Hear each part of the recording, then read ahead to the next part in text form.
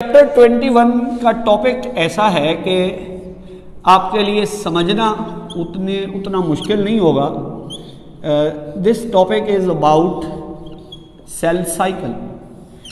Cell cycle से ही क्यों शुरू किया, तो उसकी एक बहुत सिंपल सी वजह है कि आपने फर्स्ट ईयर वाली बुक में चैप्टर 4 में द सेल पर बहुत सी डिटेल्स पढ़ी हुई।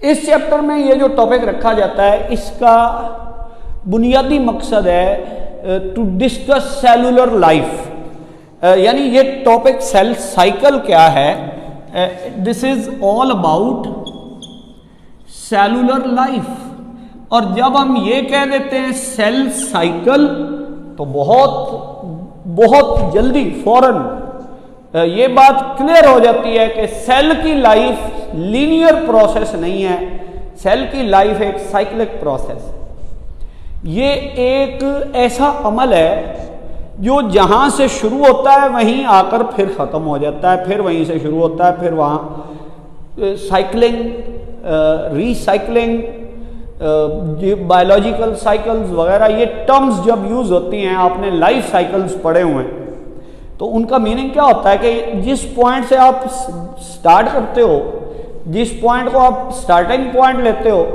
वही कंप्लीशन पॉइंट होता है।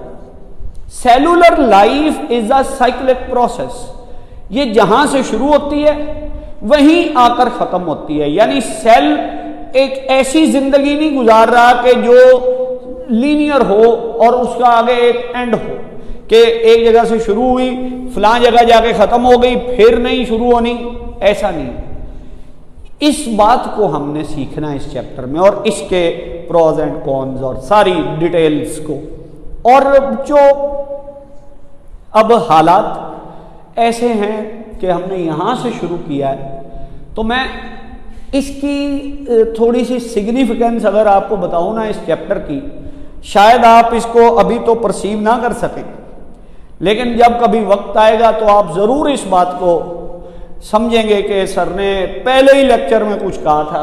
ये चैप्टर कम से कम 3 बड़े चैप्टर्स की बुनियाद है, और उनको सीखने के लिए इसको समझना बहुत ही जरूरी है। इसलिए अब ये रिकॉर्ड भी हो जाएगा, तो आपको अगर दोबारा भी कभी सुनना पड़े, सीखना पड़े, तो आपके लिए ये लेक्चर्स अवेलेबल रहेंगे। सेलुलर लाइफ कैसे साइक्लिक प्रोसेस है, यहां से आपको इंट्रोड्यूस तो करवाऊं ना। सेल की लाइफ के जो 2 बड़ी फेजेस होती, सेलुलर लाइफ की 2 बड़ी फेजेस होती, मैं इसकी बात कर रहा हूं। एक इसकी लाइफ की फेज होती है, उसे हम कहते हैं नॉन डिवाइडिंग फेज, और एक फेज होती है, इसे हम कहते हैं डिवाइडिंग फेज।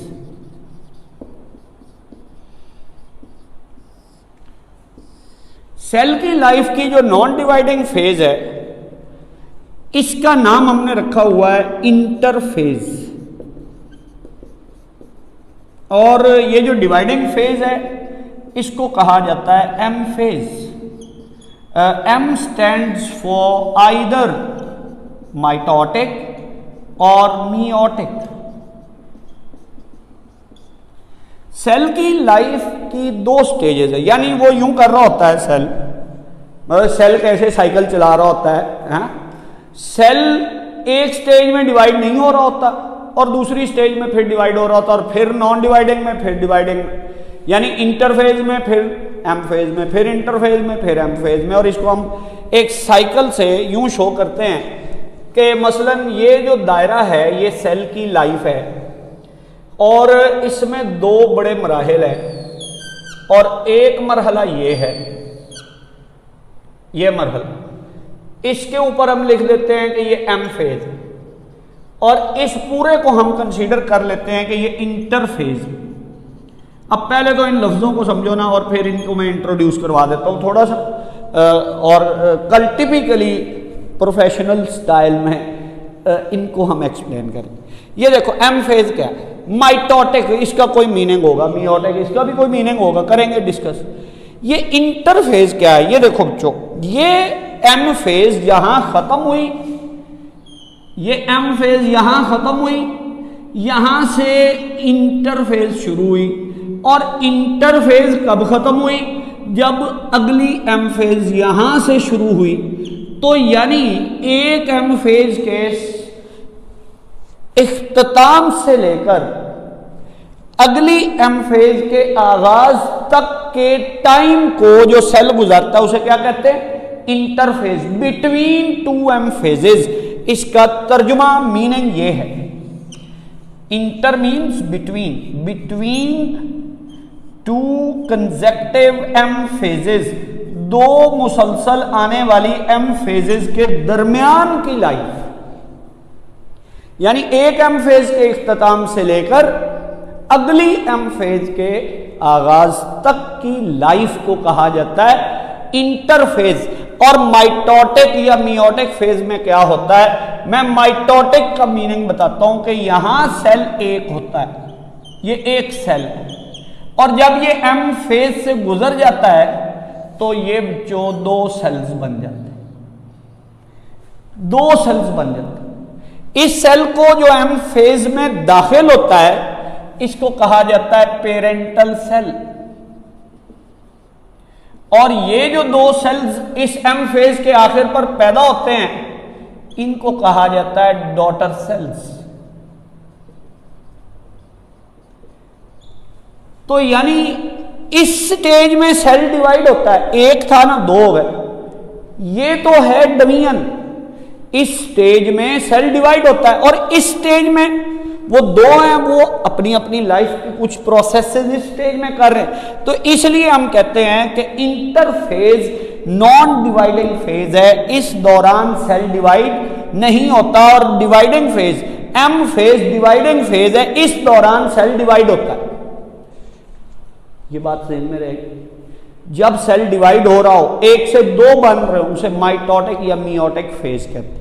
सेल की जिंदगी इसलिए साइक्लिक है, सेल की लाइफ को इसलिए सेल साइकिल कहा जाता है। Cellular life is the cyclic process. Cell की लाइफ की दो स्टेजेस है, एक नॉन डिवाइडिंग स्टेज है, एक डिवाइडिंग स्टेज है।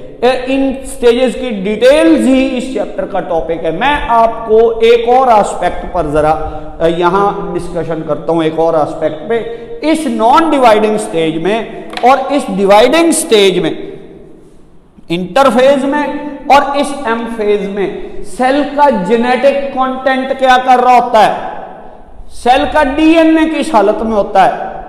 तो याद रखो इन दोनों फेजेस के अंदर डीएनए की अलग अलग हालतें हैं। इंटरफेज में, इस non dividing phase of cell cycle में, सेल का DNA genetic material of cell, genetic content of cell is called chromatin material, and during this dividing phase, this M phase, this chromatin material, this is compacted and condensed in form of chromosomes.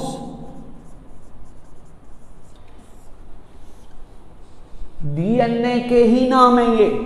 DNA की दो हालतें, जब cell divide नहीं हो रहा होता उस वक्त उसका डीएनए क्रोमाटिन मटेरियल कहलाता है। डीएनए क्रोमाटिन मटेरियल कहलाता है, और जब सेल डिवाइड हो रहा होता है उस वक्त उसके अंदर क्रोमाटिन मटेरियल नहीं होता, बल्कि उस क्रोमाटिन मटेरियल से बने हुए क्रोमोसोम्स होते हैं। तो बहुत बड़ा फर्क है। नॉन डिवाइडिंग स्टेज और डिवाइडिंग स्टेज मौजूद सेल्स का जेनेटिक कंटेंट अलग अलग तरीकों से बिहेव करता है। उसका जेनेटिक कंटेंट क्रोमाटिन मटेरियल, एक उलझे हुए धागे, और क्रोमोसोम्स खास शक्ल वाले धागे।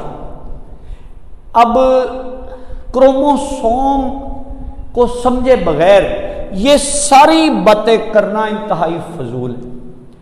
आपसे मेरा एक क्वेश्चन है, देखता हूं कहां तक आप पहुंचते हैं, क्या बात करते हैं, किसको मेरी प्रीवियस डिस्कशंस याद है।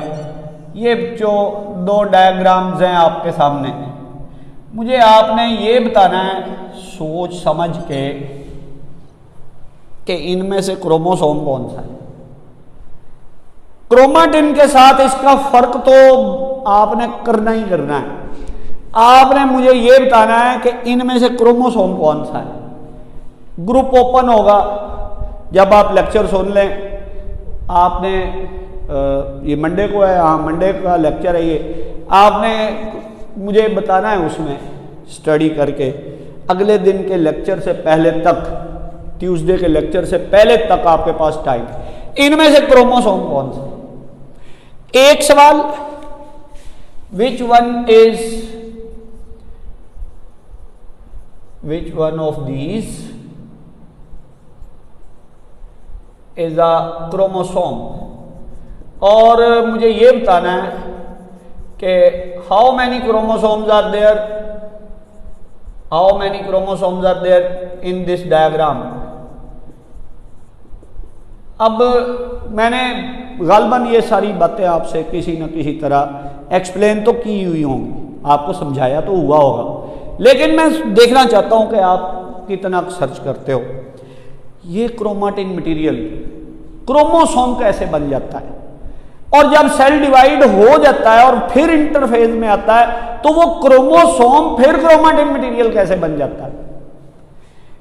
दो एस्पेक्ट हो गए, सेल की लाइफ साइकिलिक है, उसकी दो स्टेजेस हैं, उस दौरान डीएनए के दो नाम हैं, ये शक्लें हैं। एक एस्पेक्ट और ज़हन में रख लो, जब सेल की नॉन डिवाइडिंग स्टेज होती है, इंटरफेज में न्यूक्लियस मौजूद रहता है, न्यूक्लियस रिमेन्स प्रेजेंट, और most of the non dividing stage में न्यूक्लियस एब्सेंट हो जाता है। Absent for most of the time, not for all of the time, ज्यादा देर के लिए न्यूक्लियस गायब। तो अब एक बात तो यहां ज़हन में रखी जाएगी, आपको ये बात कभी नहीं भूलनी कि ये जो बातें हैं ना, एम फेज, माइटोटिक, मियोटिक, ये सिर्फ उस सेल के लिए यूज हो रही हैं टर्म्स जिसमें न्यूक्लियस हो। ये टर्म्स सिर्फ यूकैरियोटिक सेल के लिए हैं। सेल की लाइफ साइकिल की होती, चाहे प्रोकैरियोटिक हो चाहे यूकैरियोटिक हो, लेकिन ये लफ्ज जो हैं ये उस सेल के लिए हैं जिसमें न्यूक्लियस हो, क्योंकि मैंने फीचर लिखा है इंटरफेज में न्यूक्लियस प्रेजेंट होता है, जबकि एम फेज के अंदर न्यूक्लियस एब्सेंट हो जाता है। ये इंट्रोडक्शन है इस लफ्ज का। इन चीज़ों को हम एक्सप्लेन करेंगे कल इंशाल्लाह, इस पर डिटेल से डिस्कशन होगी। Thank you.